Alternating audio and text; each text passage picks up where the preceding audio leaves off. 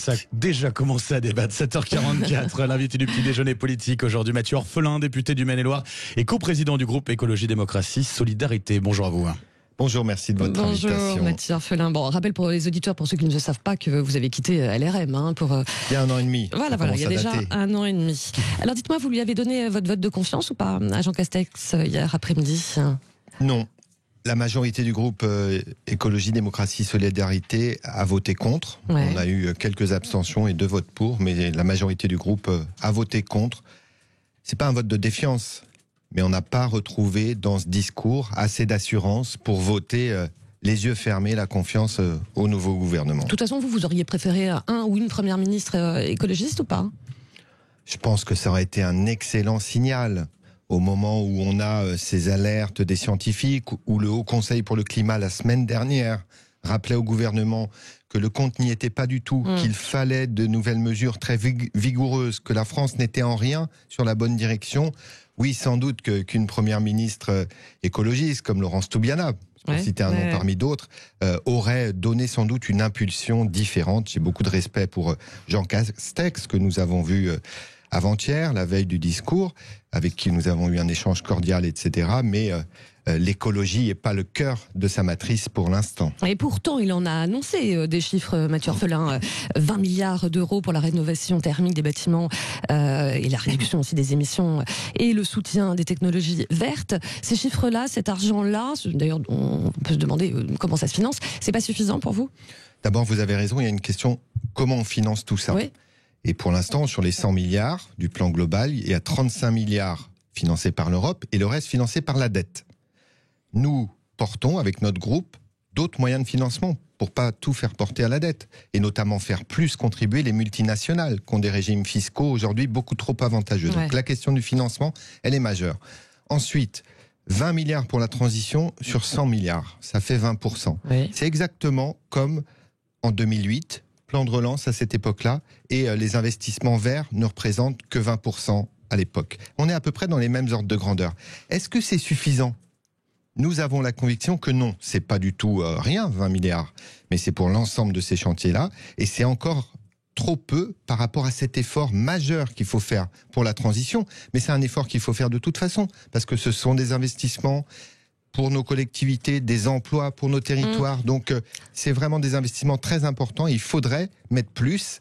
Et un autre problème du discours hier, c'est qu'on n'avait pas du tout de détails sur ces 20 milliards. Comment ça se répartissait, quel calendrier.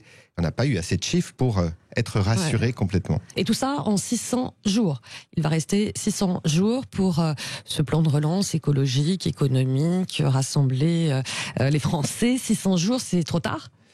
600 jours, c'est tard par rapport on a déjà plus de 3 ans de quinquennat derrière nous, 3 ans où l'écologie n'a pas été assez portée par l'ensemble du gouvernement. Espérons que ça change, mais en tout cas, il reste un temps court. Et donc, il faut avoir des priorités. C'est un autre point qui nous a gênés dans le discours hier.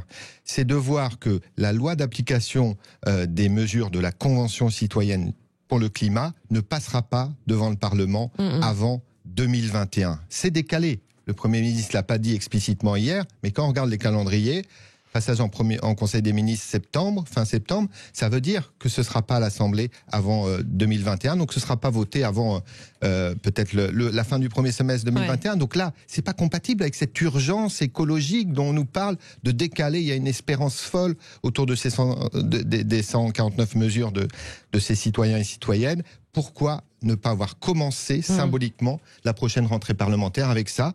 À la place, le Premier ministre veut mettre une loi anti-séparatisme. Tout ça nous paraît un sens des priorités assez spécial. On va revenir d'ailleurs sur cette loi anti-séparatisme qui, a priori... Projet de loi prévu pour septembre, d'une certaine façon. C'est urgence, en fait, sur ce sujet-là, en tout cas. Voilà, il nous aurait semblé beaucoup plus logique, souhaitable de commencer la rentrée parlementaire en inscrivant dans la loi les mesures de la Convention citoyenne pour le climat. Là, on lançait cette dynamique écologique, solidaire et démocratique dès la rentrée. Et nous avions proposé au Premier ministre de commencer plus tôt. Au lieu de commencer les sessions le 15 septembre, on avait proposé de les commencer le 1er septembre. et de commencer vraiment sur cette loi de Convention citoyenne pour le climat. Là, il y aurait eu un message fort envoyé à tout le pays. Mais vous avez vu par exemple sur la question de la 5G, on demandait un moratoire, Macron l'avait pas mis dans les propositions rejetées, donc il la gardait pour lui, et dans le même temps on a la secrétaire d'État Agnès Pannier-Runacher qui dit que finalement le moratoire a du plomb dans l'aile. En tout cas, ils ont déjà lancé ils vont lancer les licences pour la 5G.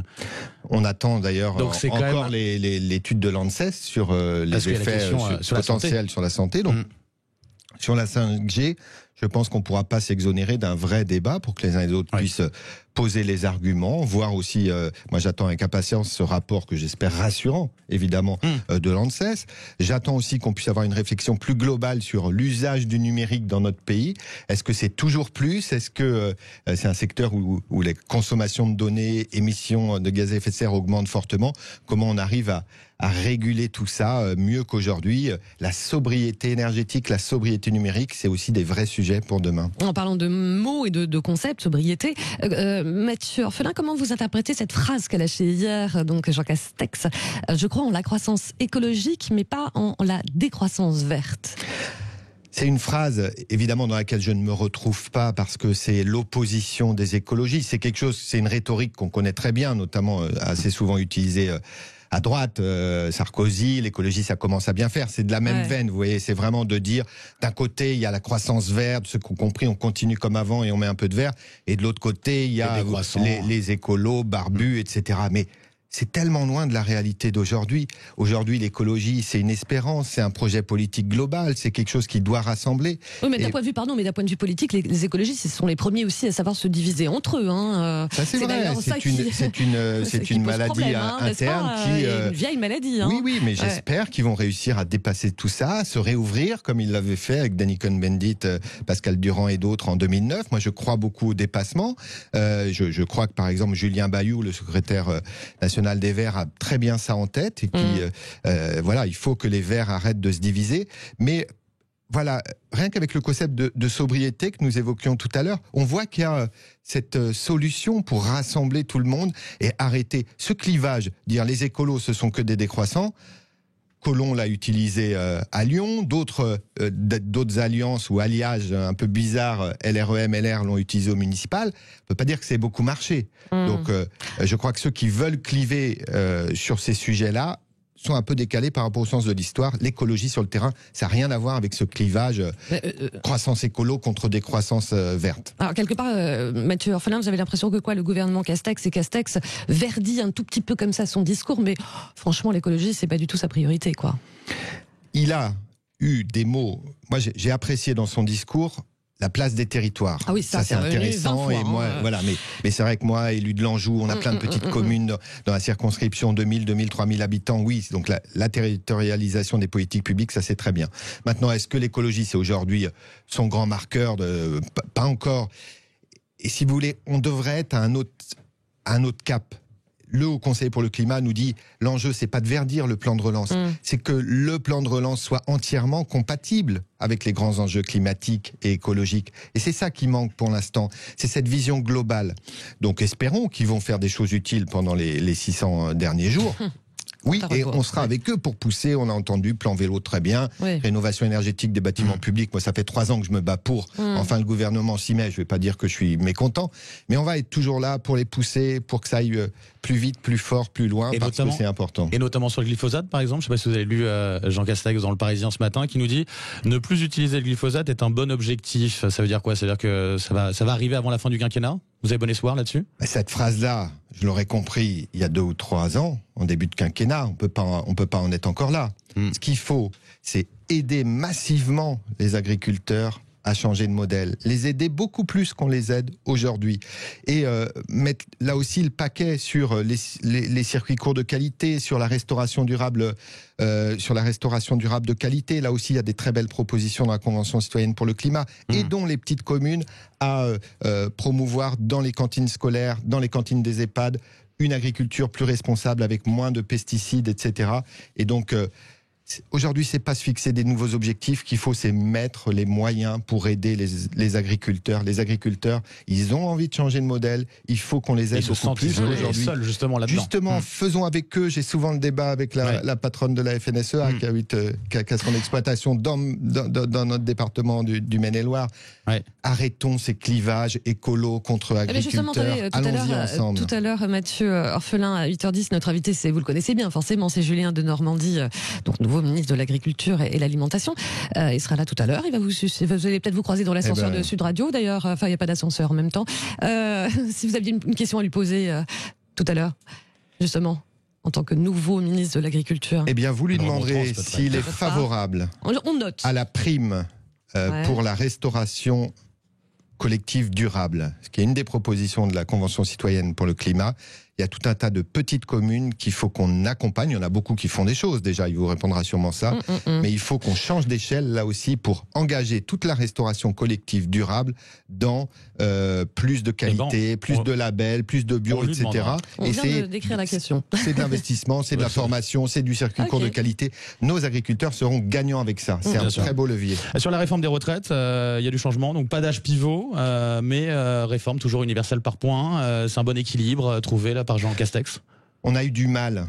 On n'a pas tous compris la même chose hier. Donc, bon, demain, il y a l'échange avec les syndicats. Donc, on va voir comment ça se passe. Et pour l'instant, moi, j'ai pas compris si il y avait réforme ou pas avant la fin du quinquennat. Et notamment, j'ai cru comprendre qu'il dissociait le principe général de la réforme à points, qui est plutôt une réforme intéressante. Oui.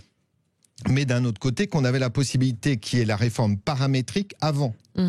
Et là, il y a un flou, parce que, de toute façon, moi, il me semble que remettre sur la table la réforme des retraites à ce moment-là du quinquennat, au moment où la France est encore très divisée, où les syndicats veulent pas commencer par là, mais commencer par tous les autres sujets, ça me paraît pas une bonne chose politiquement. Ça me paraît une erreur politique. Parce que ça va recliver. Mais ce sera encore pire si on commence par la réforme paramétrique, c'est-à-dire par augmenter la durée de cotisation ou repousser l'âge de la retraite. Concernant le plan de jeunesse, Mathieu Orphelin, avec notamment pas mal de mesures à annoncer, le repas à 1 euro pour les étudiants boursiers, l'aménagement de la réforme de l'assurance chômage, là, pardon, mais c'est on va dire une proposition pas de gauche, mais en tout cas quelque chose que vous quelque chose de très social, et à LRM, voilà, de justice sociale. C'est pour moi une des meilleures mesures annoncées hier, c'est effectivement le repas à 1 euro dans les rues pour les étudiants boursiers. Parce que à Angers, par exemple, moi je discute souvent avec les représentants des étudiants. Je vois des étudiants avec très peu de moyens et effectivement, il y a quelques, par exemple à Angers, il y a quelques dizaines d'étudiants qui ne mangent pas à leur faim, pas à leur faim. Et donc, il y a une mesure comme ça va clairement dans le bon sens. S'il y avait une mesure positive à retenir hier, il y en a d'autres aussi, mais pour moi, le ticket de rue à 1 euro pour les étudiants boursiers, ça c'est une vraie très bonne mesure. Et la mauvaise mesure, annoncée en tout cas, c'est le projet de loi sur le séparatisme ? Oui, dans le timing, d'en faire la priorité de la rentrée.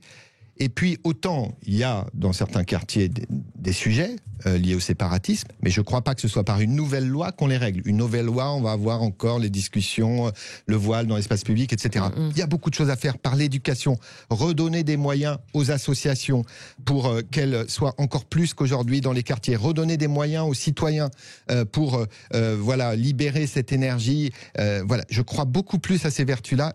Pour l'instant, j'ai du mal à voir, à part des sujets clivants, comme les Républicains vont adorer essayer de mettre des sujets ultra clivants dans une loi comme ça. Pour l'instant, j'ai beaucoup de doutes. Merci beaucoup. En tout cas. Puis on posera la question je vais vous écouter. À Julien de Normandie tout à l'heure. Juste après le journal de 8h. Merci beaucoup Mathieu Orphelin, on le rappelle, député du Maine-et-Loire, et coprésident donc du groupe Écologie, Démocratie et Solidarité.